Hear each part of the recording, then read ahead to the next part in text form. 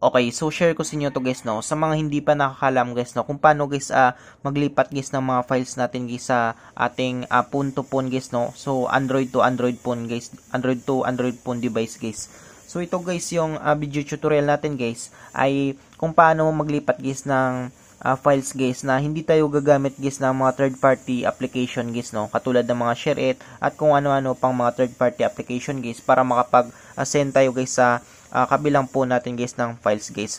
So sa tutorial natin guys ay papakita ko sa inyo guys na gagamit tayo dito guys ng feature ng Android guys. Ito yung tinatawag guys na quick share or yung Nerby share guys. So papakita ko sa inyo guys, no. So ito guys yung example ko guys kung paano natin gamitin guys yung ganitong feature guys ni Android guys. So sa mga hindi pa nakakaalam nito guys, no. So kapag alam na niyo guys, so pwede niyo skip yung video natin. So sa mga hindi pa nakakaalam guys, so ipapakita ko sa inyo guys kung paano natin gagawin guys, no.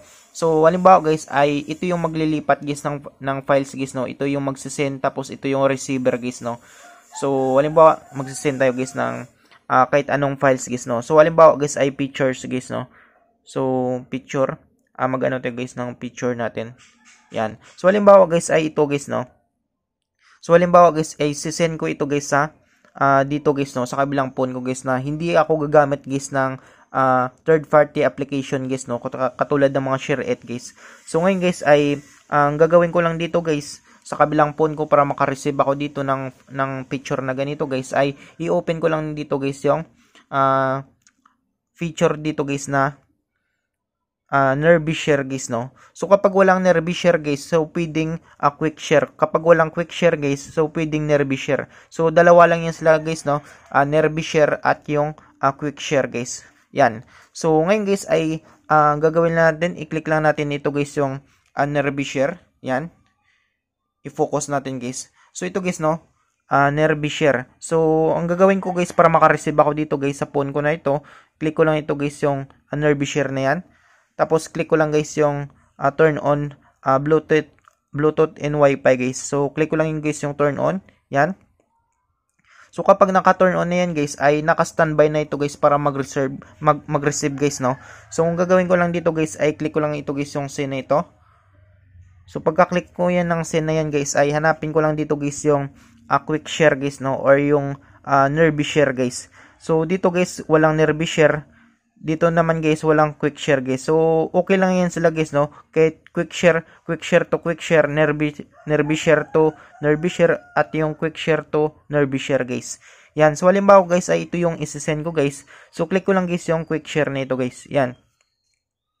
So pagka-click natin yan guys ng quick share na yan guys, ay click lang natin guys yung turn on Bluetooth na ito guys para makapag-connect tayo dito guys.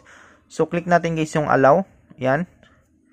So pagka-click natin guys ng allow guys, so wait lang natin guys, lalabas dito guys yung device nito guys, no. So yung device nito guys Realme C15. So ito guys Realme C15 ito guys, no. So ang gagawin lang natin guys ay click lang natin guys yung Realme C15 po na ito. Yan.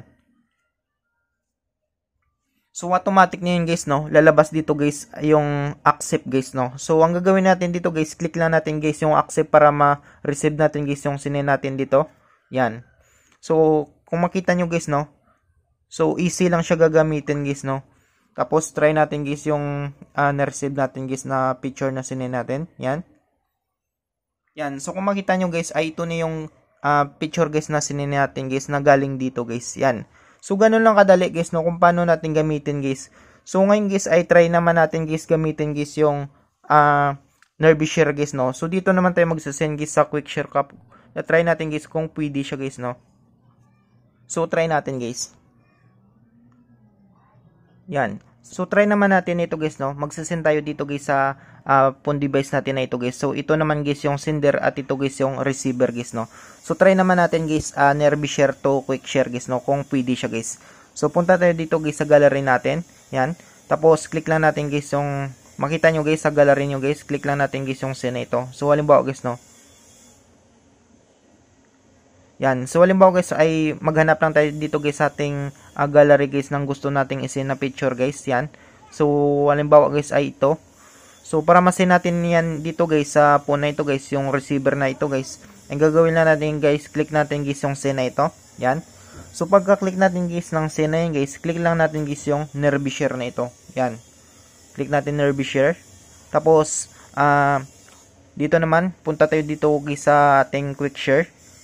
So kapag wala kayong makita dito guys, so pwede nyo siyang click ito guys, no. Yan. Tapos quick share guys. So automatic naman siya guys nung nagalabas. So halimbawa kapag hindi nagalabas guys, so hanapin lang nyo guys yung quick share nyo guys. Yan. Tapos everyone, ibig sabihin guys ay lahat guys ay pwede makapag-send sa atin guys. Tapos click lang natin guys yung done. Yan. Click natin guys yung done. So pagka click natin ng done guys, so isi-send natin guys yung files guys, no. So click lang natin guys yung device na ito. Yan. So lalabas dito guys yung accept guys. May lalabas dito na accept, yan. So click lang niyo ito guys yung accept na ito guys, no. Yan. So click nito yung accept na yan. So ganun lang kadali guys, no, kung paano guys mag-send guys ng files natin gamit guys yung Android feature guys na quick share or yung Nerby Share guys, no. So kapag walang quick share guys, so pwede namang Nerby Share guys, no. So nakadepende yan sa phone device nyo guys, no.